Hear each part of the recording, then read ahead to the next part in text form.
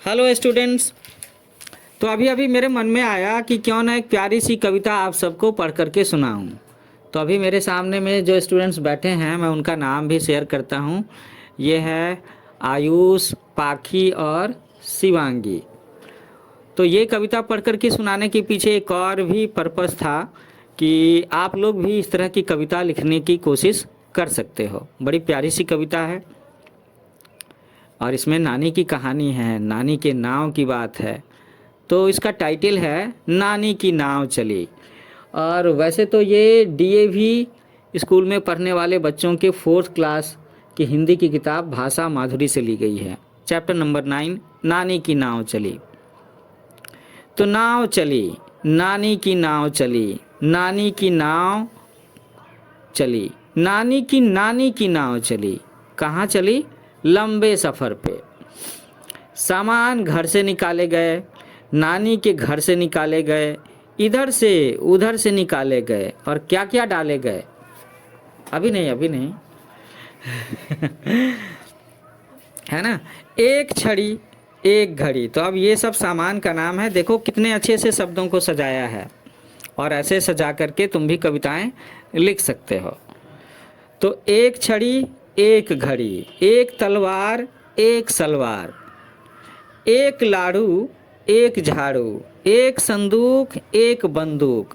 तो बच्चों, कविता लिखने में जब हम लोग शुरुआत करते हैं, सीखते हैं, तो हमें क्या ध्यान में रखना होता है कि जो हमारा सेंटेंस है या सेंटेंस का हिस्सा है उसका जो आखिरी वर्ड है वो राइमिंग वर्ड होना चाहिए।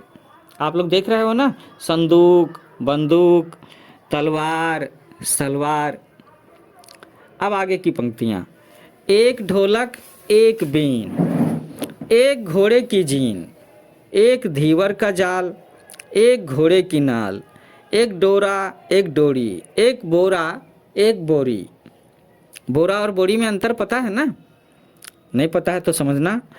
एक अंडा, एक डंडा, एक झंडा, एक हंडा, एक अंजीर, एक जंजीर, एक तोता, एक भालू, एक लहसुन और एक आलू, एक केला, एक आम, एक कच्चा, एक पक्का और टोकरी में एक बिल्ली का बच्चा। बिल्ली का बच्चा शायद पाखी ने रखा हो। तो अच्छी कविता है ना, प्यारी सी कविता। फिर इस नाव का एक मगरमच्छ ने पीछा किया। तो फिर एक मगर ने पीछा किया, नानी की नाव का पीछा किया, नानी की नाव का पीछा किया, नानी की नाव का पीछा किया। कैसे पीछा किया? चुपके से, पीछे से, ऊपर से, नीचे से। एक एक सामान खींच लिया उसने। क्या क्या सामान खींचा?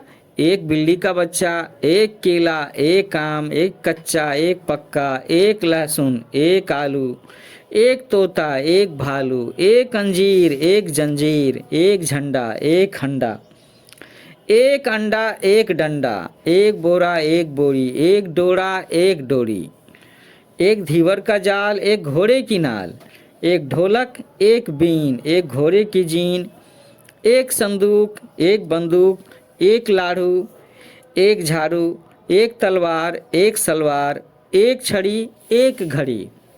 लेकिन जब ये सारी बातें हो रही थी और मगरमच्छ उस नाव से इन सारे सामान को खींच रहा था, तो नानी क्या कर रही थी? तो बेचारी नानी क्या कर रही थी? नानी थी बेचारी बुढ़ी बहरी। नानू की नानी थी बुढ़ी बहरी। नानी की नींद थी इतनी गहरी। कितनी गहरी?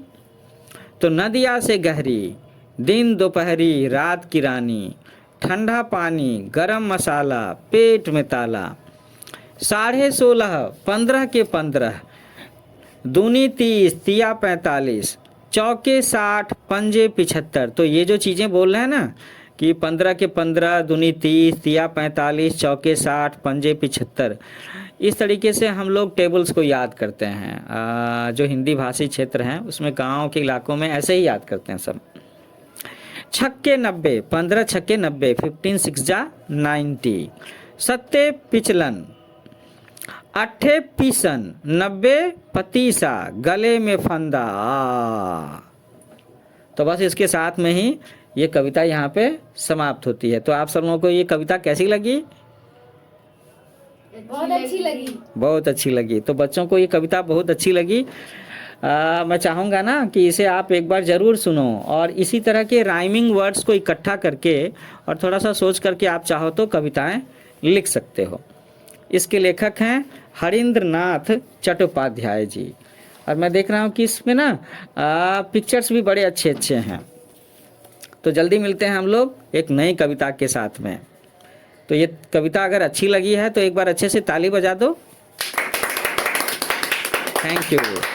Thank you very much. तो जल्दी मिलते हैं हम लोग एक ऐसी ही प्यारी कविता के साथ में।